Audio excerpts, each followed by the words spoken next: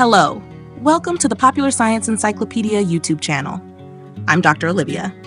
As you know, my friend Dr. Lilia creates scientific content for you on this channel, and I'll be preparing videos for you in our book club. In our book club, I will continue to present both book recommendations and book summaries. In today's video, we'll be examining The Emperor of Gladness by Ocean Vuong. Please watch the video until the end and support my channel by subscribing and leaving comments. If you've read this book before, don't forget to share your thoughts on it in the comments. By the way, I'm sure you'll be interested in our popular science videos as well, so don't forget to check those out too.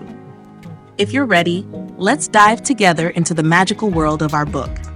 The Emperor of Gladness. Release date, May 13th, 2025. Page count, 416. Now, let me take you deep into the world of The Emperor of Gladness. This novel presents a story that poetically explores loneliness, human relationships, trauma, and healing processes. I will be so detailed in my explanation that even someone who has never read the book will feel the impact of all the characters, events, and dialogues. Introduction. Loneliness and an encounter. The story begins in the small and quiet town of East Gladness in Connecticut. A 19-year-old young man named Hai lives in deep loneliness and despair. His father's sudden death and the estranged relationship with his mother have plunged Hai into an emotional abyss. While contemplating ending his life on the town's bridge during a heavy downpour, he hears a voice in the distance. This voice belongs to Grazina, an elderly widow battling dementia. Grazina, momentarily recalling the pains of her past, makes Hai question his dark thoughts. This encounter triggers the story, and Grazina unexpectedly enters Hai's life. She invites him to move in with her and offers him a caregiving job. However, this offer signifies more than just a job. It is the beginning of a deep connection between them. Development, rebuilding lives. Hai moves into Grazina's home, where he begins to witness her complex world. Despite being elderly and struggling with dementia, Grazina possesses a sharp intellect and a deep wisdom accumulated from her past. In the house, Grazina often speaks as though conversing with her past, her words sometimes unclear, but occasionally resembling a manifesto. In one scene, Grazina says to Hai, "Life is made not only of what we remember, but also of what we forget." At first, Hai's responsibilities toward Grazina seem like a burden, but over time, they give him a sense of purpose and order. Hai's quest for meaning after the death of his father begins to take shape thanks to Grazina's chaotic but loving guidance. Meanwhile, small clues about Grazina's past begin to surface. In her youth, she endured a great tragedy, which led her to move to the town and isolate herself from society. While dementia has blurred the pain in her memory, Grazina, during lucid moments, speaks words that question the deeper meanings of life. For instance, one night she turns to Hai and says, "At the end of pain, someone else's pain begins. But we don't notice this because we get trapped in our own story." Hai's transformation during this period is remarkable. Initially a quiet, withdrawn, and angry young man, he gradually becomes a more open-hearted, sensitive, and empathetic individual. Grazina, despite the advancing stages of dementia, finds new joy in life through Hai. Hai, the protagonist of the novel, Hai has severed ties with his family and feels aimless in life. Meeting Grazina becomes a turning point for him, a personal challenge as well. Thanks to Grazina, he learns empathy and begins to hope again.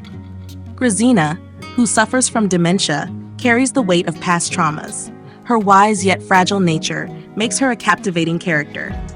One of her most memorable lines is, "Those we don't want to forget often live in the shadow of what we can't remember."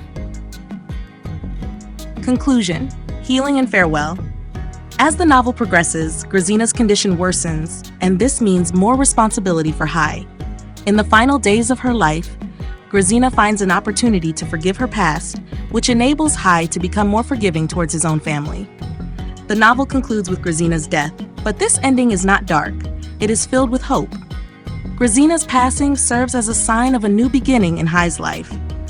Under Grazina's influence, Hai tries to rebuild his relationship with his family, and for the first time, feels a sense of hope for the future. The final line of the novel is a quote from Grazina's last words, "You can't give someone your life, but you can give them a piece of you, and that's enough." My comments and criticisms. The Emperor of Gladness truly showcases Ocean Vuong's literary mastery.